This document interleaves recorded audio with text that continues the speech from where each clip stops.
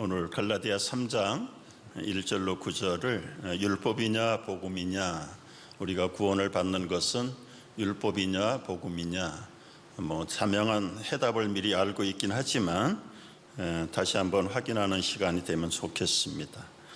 그 중국의 한 부부가 만두가게를 하면서 어린 아들을 하나 길렀는데 4살 된 아이가 갑자기 사라졌습니다. 유괴를 당한 것이죠.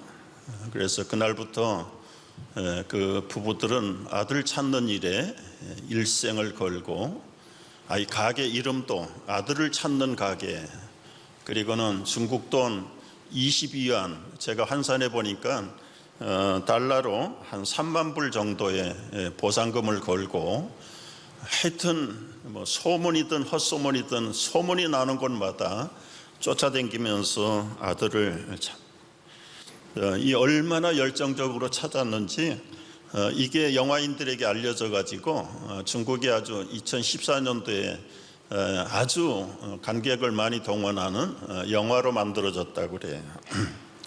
영화 때문에 찾은 건 아니지만 14년을 그렇게 찾아다니면서 결과적으로는 경찰들이 이 사진 안면 인식 컴퓨터 기술을 동원해 가지고 똑같은 얼굴 형을 찾아내서 14년 만에 아들을 찾았습니다. 아들을 찾았는데 집에서 1100마일이나 떨어진 먼 곳에 가서 살고 있는 아들을, 아빠보다 훨씬 키가 큰 고등학교 학생이 돼버린 아들을 찾았으니 얼마나 감격스러울까요? 이게 지난 12월에 일어난 뉴스입니다. 그래서 결과적으로 그 양부모를 추적을 해서 범인 9명을 체포했어요. 그리고 양부모도 일단은 유괴된 사람을 입양하지 못하게 돼 있는데 일단은 하여튼 법의 심판을 받게 돼 있다고 합니다. 4살 때 어떻게 유혹을 받았는가? 사탕 하나에 홀려가지고 그냥 나쁜 사람들에게 끌려가서 유괴를 당한 겁니다. 정말 자기를 찾아준 부모에게 감사한 아들. 그런데 문제가 또 하나 생겼어요. 너무너무 감사하긴 한데 나는 유괴된 줄 몰랐다. 우리 두 누나들이 있고 부모님들이 얼마나 나를 잘해줬는지 나는 그 집을 떠날 수 없다. 그래서 나은 정보다는 기른 정을 선택하고 그 집으로 돌아갔다고 하는, 물론 참 많은 댓글들이 달린 걸 봤습니다. 참 그러나 잊어버리고 찾지 못하는 생부모의 입장에서 볼 때는 그렇게 건강하게 또 좋은 가정에서 잘 자라준 것에 대한 감사, 그리고 찾았다는 것에 대한 감사. 제가 여기서 말씀드리고 싶은 오늘 설교의 핵심의 연결점은 어떻게 해서 철없는 아이가 미혹을 당하고 유괴를 당하느냐. 복음으로 잘 자라던 갈라디아 교인들이 미혹을 받은 거예요. 그 소리를 들은 사도 바울이 1절에서 통탄의 음성을 발합니다. 이 어리석은 갈라디아 사람들아, 예수님이 십자가에 못 박힌 것이 너희 눈앞에 환하게 보이는데 누가 너희를 미혹하더냐. 여러분, 지난 10여 년 동안 복음이 없는 황무지에 들어가서 복음을 전하고 그들 속에 그리스도가 나타나서 이방인으로 구제받지 못하고 버려졌던 저주의 사람들이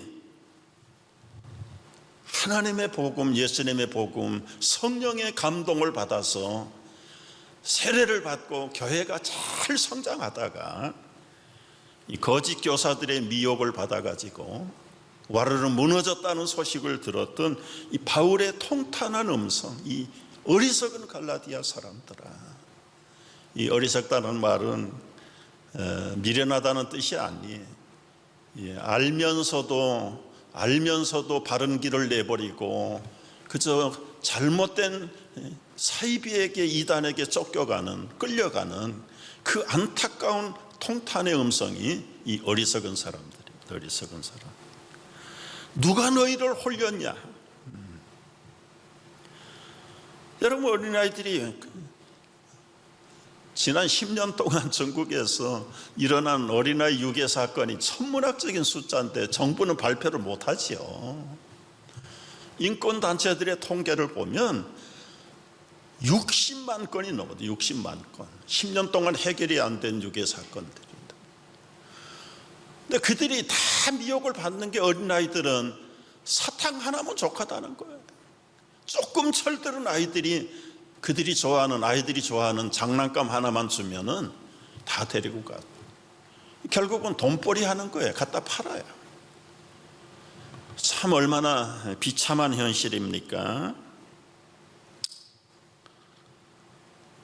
여러분, 오늘날은 이런 인권의 유괴도 많지만 영혼을 훔쳐가고 영혼을 유괴하고 사단, 그리고 사이비, 그리고 거짓 진리들이 현대인들을 쉽게 유혹을 하는데, 왜 현대인들이 그렇게 취약적으로 미혹을 받는가? 사이비 전문 신학자들 글을 제가 참고해 봤어요.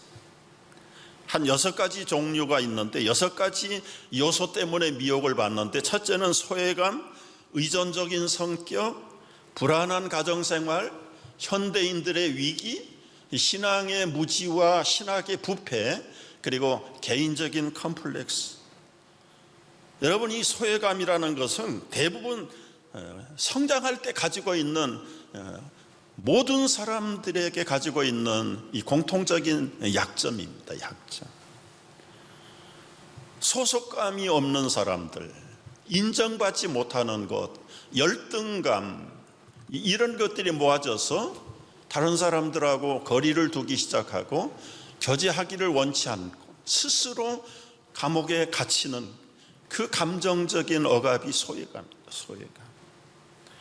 결국은 자신의 정체감에 대한 당당한 확립이 안 돼 있는 사람.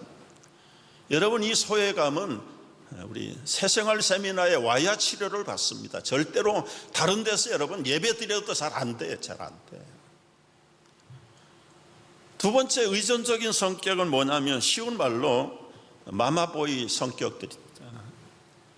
자신의 어떤 결단을, 능력을 상실해 버리는 거예요.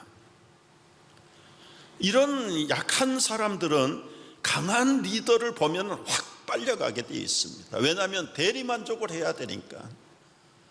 내가 스스로 결정을 못하는데, 내가 어디로 가야 될는지 모르는데 확실하게 보여주니까 끌려가 버립니다. 불안한 가정생활, 당연히 아내로부터 존경을 받아야 될 남편, 남편으로 사랑을 받아야 될 아내, 이 정상적인 교감들이 없을 때 인정받지 못하고 사랑받지 못하니까 이제 정처 없이 헤매고 방황하고, 이따가 이제 이러한 이 전략들을 보십시오. 그 약점들을 이용을 해가지고 흩어진 가정들을 참가정 회복 본부 해가지고 여호와 정의는 참가정 회복 운동을 벌린다. 참 아버지, 참 남편, 참 아내를 만나야 된다. 참 얼마나 그 사탄들의 이 IQ가 666 있잖아요. 666. 여러분, 현대인들의 위기는 무엇입니까? 경제적인 위기, 건강의 위기, 더더구나 이런 팬데믹의 위기, 이런 위기들이 있어가지고 앞길이 보이지 않는 거예요. 여러분, 간단한 자동차를 타고 지금 어디를 찾아가는데 당장에 GPS 찍잖아요. 근데 인생을 사는데 GPS도 없어요. 내가 어디로 가는지도 몰라요. 왜 살아야 되는지도 모르고. 그리고 남고 찾아오는 것은 위기감, 불안감, 불확실성. 드러내놓고 말은 못하니까 불안한 거예요. 그러니까 엉뚱한 때 인터넷에 셀폰에다가 시간을 뺏기면서 시간을 커버해 나가는 겁니다. 그런 거 안 하고 있으면 불안한데 불안해. 거기다가 신앙의 무지, 신학의 부재. 여러분 믿으면서도 분명하게 내가 어떻게 해서 믿게 됐고 무엇을 믿으며 앞으로 나의 믿음의 세계는 어떻게 되는가에 대한 관심들이 없다. 관심들이. 여러분 2000년 전이나 앞으로 2000년 후도 마찬가지 변하지 않는 구원의 진리는 복음밖에 없는 줄을 믿으시기 바랍니다. 근데 이 복음 하니까 복음이면 다 되군. 근데 그 복음이 실제로 뭐냐? 뭐 주일학교식으로 우리는 죄인이고 우리의 죄는 예수님이 다 갚으셔서 믿기만 하면 영원히 천국에서 영생을 얻는다. 복음의 핵심 중에 핵심이지만 그것만 가졌는데도 왜 그렇게 불안하고 확신이 없으세요?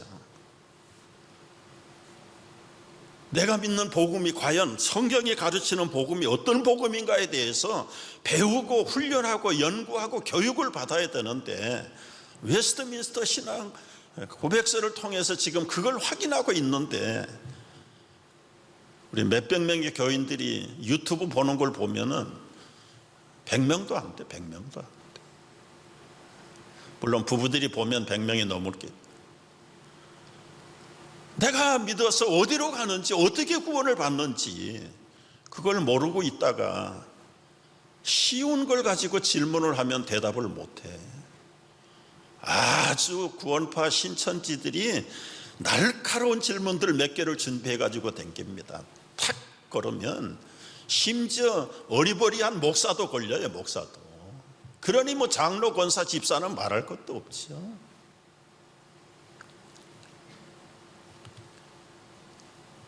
개인적인 컴플렉스가 있습니다.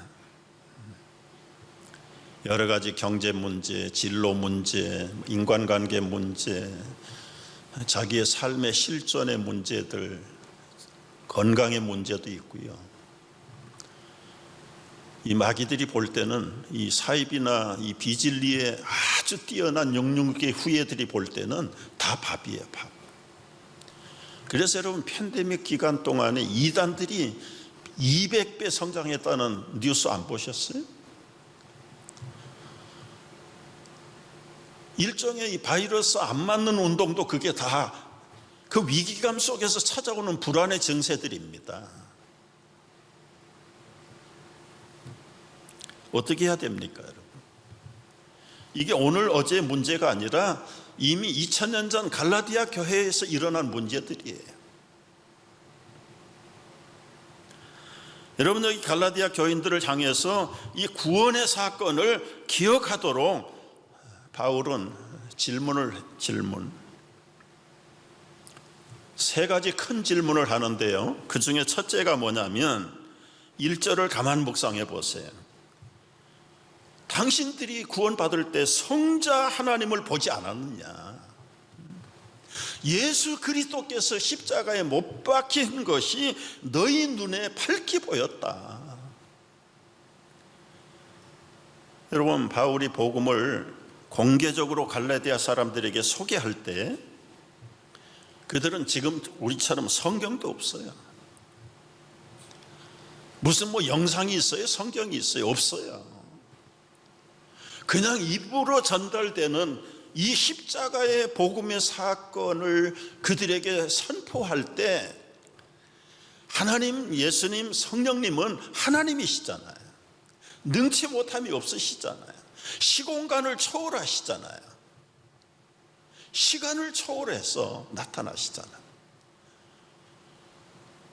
그들이 이방의 종교에 때로는 저주에 묶여가지고 인간의 미래 실존에 대한 불안감에 떨고 있을 때 예수 그리스도의 십자가의 복음을 그들에게 설명했어. 모든 인간이 죄로 다 저주 가운데 있다. 한 번 죽는 것은 정한이 치고 모든 사람이 죽으면 다 심판을 받아서 하나님의 진노에 저주를 받아야 될 인생들인데, 사랑의 하나님이 사람의 몸을 입고 오셔서 모든 인류의 죄를 대속하시려고 우리가 치러야 될 십자가의 사형을 대신 당하시고 사망의 권세를 이기고 부활하셔서 승천하시고 살아나신 그 성자 예수님이 바로 하나님이시다. 하나님.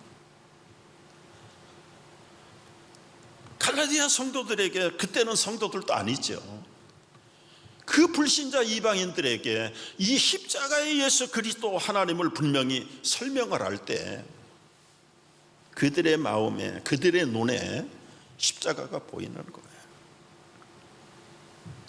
그리고는 그 앞에 만문을 열고 다 나는 하나님의 죄인입니다, 내 죄를 이에서 보내신 독생자 예수 그리스도를 나의 구주로, 나의 세이비어로, 나의 킹으로 모셔드립니다. 회개하고 세례를 받아서 그들이 거듭남을 체험하고, 동시에 이따가도 나오지만 성령이 그들 마음속에 눈에 깨닫게 하고 확신하게 가지고 임재의 능력이 확실하게 나타나. 그래서 10년 동안 막 불붙듯이 복음이 성장을 하고 교회가 조직이 되고 지금 그 첫사랑을 잊어버린 거예요.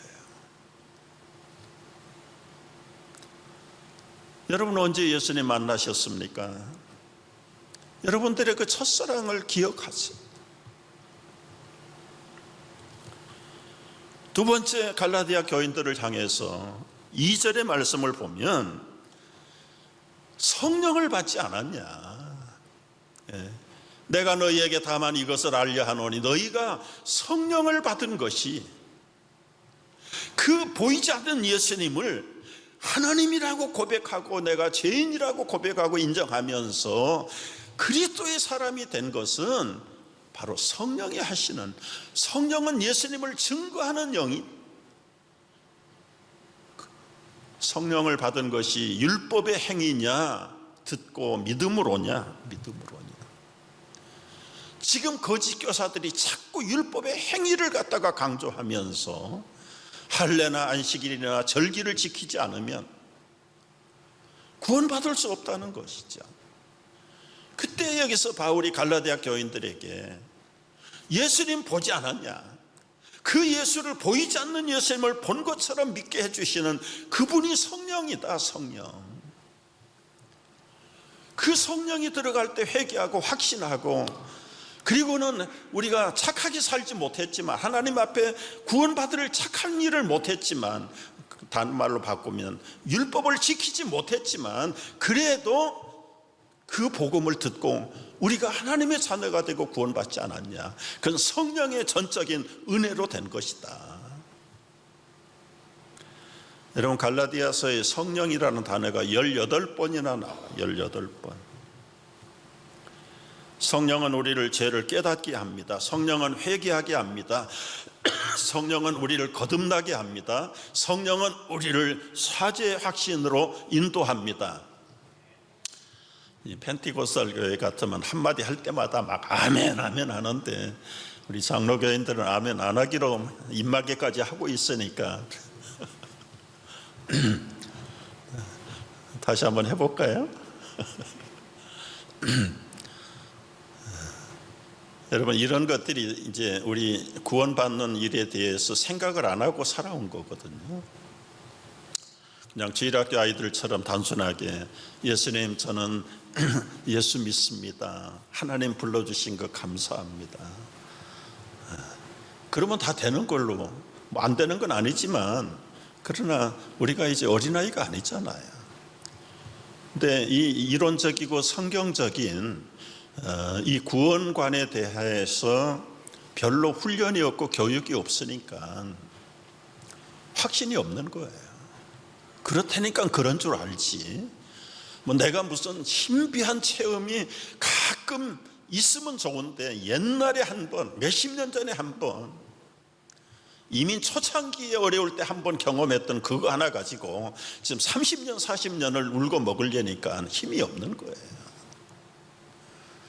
날마다 성령이 나와 함께 동행하시고 임마누엘 주님 세상 끝날까지 함께 하시는 그 성령님이 예수님이고, 그 성령님, 그 예수님이 바로 하나님이라는 사실을 어떻게 우리가 이론적으로 성경적으로 확신하고 다른 사람에게 증거시킬 수 있느냐 말이에요. 그게 없으니까 본인들 자신도 힘들거리고, 그런 부모 밑에서 자라는 자녀들에게 아무런 영향력도 없고, 자기 자녀에게 영향력이 없는데 다른 사람은 말할 것도 없고, 그래서 결정적인 질문 몇 가지 던지면 거기에 그냥 훅구에 걸려가지고 이단으로 끌려가고 진리를 떠나는 현대 그야말로 사이비 그리스도인들이 얼마나 많은가. 세 번째는 여러분 5절 말씀을 보시면은요, 성부 하나님이 기적을 체험했어요. 너희에게 성령을 주시고 그 가운데서 능력을 행하시는 이분이 하나님이 하시는 일이다. 이것이 율법의 행위냐 아니면 믿음에서 듣는 것이냐.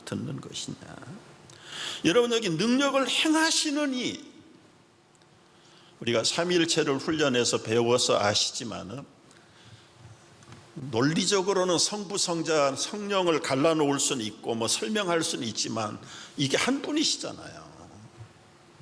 본질도 하나고 동등됨도 하나고 누가 높고 낮음도 없어요.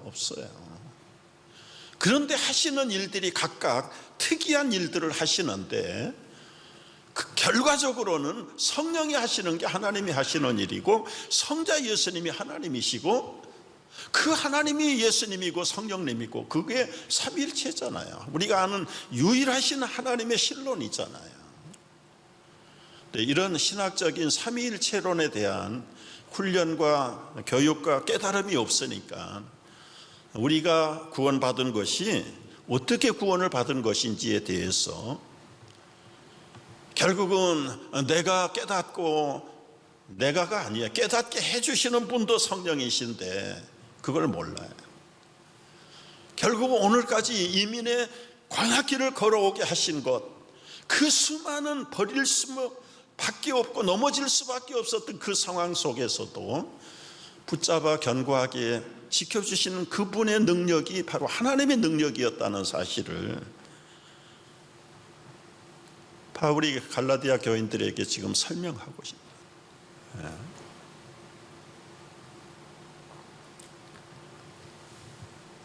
이렇게 철저한 성부, 성자, 성령이 우리를 구원의 도리에 세워주셨는데도 불구하고 자꾸 율법으로 행함으로 끌려가는 이 어리석은 갈라디아 교인들을 보면서 어찌 그리 어리석으냐. 여러분, 질문을 짧은 구절에서 3절에서 5절 사이에 6번을 질문합니다. 6번. 첫째는 어찌 그리 어리석으냐. 성령을 받은 것이 율법의 행위냐 듣고 믿음이냐. 네 번째는 성령으로 시작해서 육체로 마치겠느냐. 다섯 번째, 여섯 번째는 뭡니까? 하나님이 하시는 일이 율법의 행위냐 믿음이냐. 대답을 잘 못할 거예요. 그러니까 이 질문에 대한 해답을 6절부터 이제 하나하나씩 풀어서 설명을 합니다. 첫 번째는 여러분, 아브라함을 예를 들어서 설명을 하는 거예요. 믿음의 조상인 아브라함이 의롭게 되고 믿음의 조상이 된 것이 행함이냐 믿음이냐. 너희들이 자꾸 행함에 끌려가는데 아브라함을 봐라. 이 구원은 이방인들을 위한 것임을, 여러분이 아브라함이 하나님을 믿음에 그에게 의로 정하셨다. 그런즉 믿음으로 말미암은 자들이 아브라함의 자손인 줄 알. 여러분, 이 창세기 15장의 전후 문맥을 보면 지금 거짓 교사들은 할례를 자꾸 받아야 된다고 그러는 거예요. 세례 가지고는 안 된다. 근데 아브라함이 할례 받기 전에 의인으로 인정받았어요. 의인이라고 인정을 받고 나서 나중에 가서 할례 받습니다. 그걸 지금 분명하게 케이스 스터디를 들고 얘기하는 거예요. 아브라함이 하나님을 믿음에 의로 정하셨다. 그런즉 믿음으로 말미암은 자들이 아브라함의 자손이다. 아브라함도 믿음으로 의롭게 되고 구원을 받았는데 그 아브라함이 후손이 되려면 행함보다는 믿음이 먼저 나가야 된다. 두 번째는요, 8절 9절을 보면은 이 구원은 이방인들을 위한 것이다.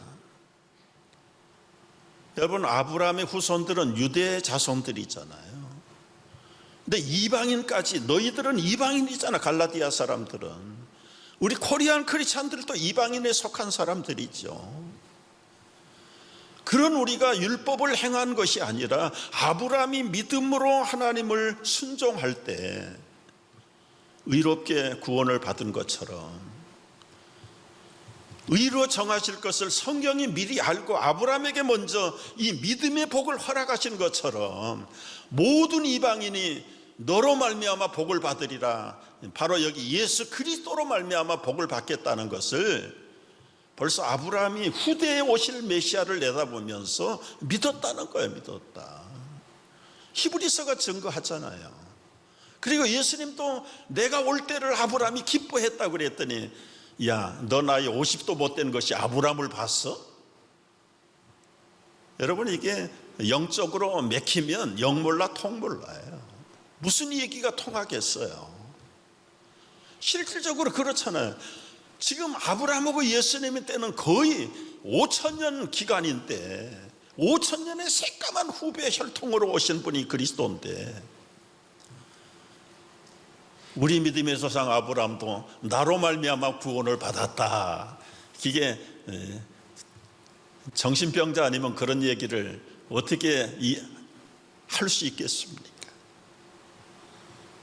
그러니 이게 완전히 미친 사람이고 귀신 들린 사람으로 취급을 당하고 하나님을 모독해도, 그래서 신성모독죄로 예수님 처형해버렸잖아요.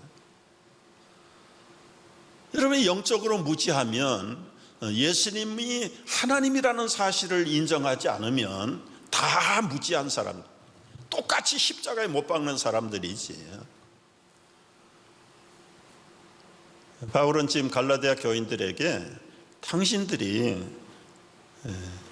믿음으로 의를 받았다, 아브라함이 믿음으로 의롭다라고 인정을 받은 것은 바로 이방인 당신들 때문에 본을 보여주신 것이다. 세 번째는 이 율법, 구원은 율법이 아니라 믿음에 의해서 된다는 걸 10절 12절에서, 여러분, 물은 율법의 행위에 속한 자들은 저주 아래 있나니 기록된 바 누구든지 율법책에 기록된 대로 모든 일을 항상 행하지 아니하는 자는 저주 아래 있는 자라. 좀 어려운 얘기지만 그러나 보면은 아주 쉬운 얘기예요. 우리가 율법은 엄밀히 말해서 여러분 지킬 수가 없어요. 어떤 분은 그렇게 얘기할 거예요. 그 십계명만 예를 들어서 보십시다. 하나님 철저하게 우상 섬기지 않고 하나님만 섬기는 거 가능하죠. 가능하죠. 안식을 지키는 거 가능하죠. 부모 효도하는 거 가능하죠. 왜 못합니까? 거짓 증거하지 않고 간음하지 않고 남의 거 훔치지 않는 거 얼마든지 지킬 수 있지요. 여러분, 그런 사람들이 있을 수 있어요. 그런데요, 못해요. 왜 못합니까? 율법의 문자적인 것은 지킬 수 있지만 그 율법의 정신에 대해서는 지킬 수 없다고 그랬어. 예수님이 설명하셨어. 너 사람 죽이지 않았다고 살인하지 말라는 계명 지킨 줄 알아? 네 마음속에 누구를 미워하면 벌써 그 살인 계명 범한 거야. 간음죄도 마찬가지. 뭔가 몸이 행위로 해야 이 법인 줄 아냐? 마음에 벌써 부정한 걸 생각하면 그 율법의 정신이 되는 하나님의 정신을 범한 거야. 그러니까 율법은 결론적으로 사람으로서는 불가능해, 지킬 수 없는 거예요. 지키지 못하면 벌 받아야 되지요. 거짓말하고 부정한 것, 음욕을 품고 미워하고 그거 다 율법을 뒤집어서 범하는 거 아니에요. 범하는. 하나님의 법을 어기고서 어떻게 살아요? 그 율법의 결국은 사망이에요. 심판이에요.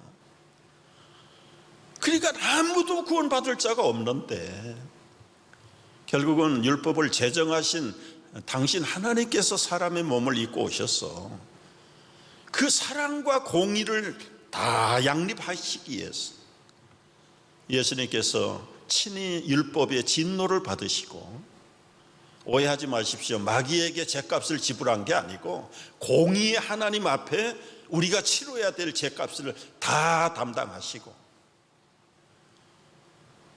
그걸로 죽으셔서 끝났으면 하나님의 독생자는 패배자죠. 패배자. 왜? 누구에게 패배했습니까? 사망의 가장 강력한 무기가, 사탄의 가장 강력한 무기가 사망이잖아요. 그럼 하나님의 아들 예수님이 오셔서 그 사탄의 사망의 무기에 정복당하고 끝나버렸습니까? 그러면 그게 성자 하나님이 맞습니까? 안 맞잖아요. 그래서 사망의 권세를 깨뜨리고 사탄의 유일한 무기를 깨뜨리고 부활하신 것이, 할렐루야, 이게 부활의 복음이에요. 이게 생명의 복음입니다. 이게 진리의 복음입니다. 세상에 이 복음을 흉내낼 수 있는 건 하나도 없어요. 하나도. 오직 예수님만이 하실 수 있는. 지금 갈라디아 교인들이 흔들거리는 것이 성부, 성자, 성령에 대한 삼위일체 교리가 흔들리고 정립이 안 된 사람들이, 그리고 자꾸 사람이 공허하잖아요. 믿음으로 이게 사실은 우리가 무슨 대가를 치른 것도 없고 아무것도 한 일이 없는데 구원을 받았다, 하나님의 자녀가 됐다. 실감이 없어. 실감이 없으니까 뭔가 업적을 쌓아야 되고 공로를 받아야 되고 인정을 받아야 되고 선행을 해서라도 자기 만족을 채워줘야 사람들이 안심하는 게 타락한 인생들의 본능입니다. 여러분, 오늘 결론의 말씀 무엇입니까? 결론은 오직 예수 그리스도를 통해서 구원은 온다는 사실을 분명하게 믿으시기 바랍니다.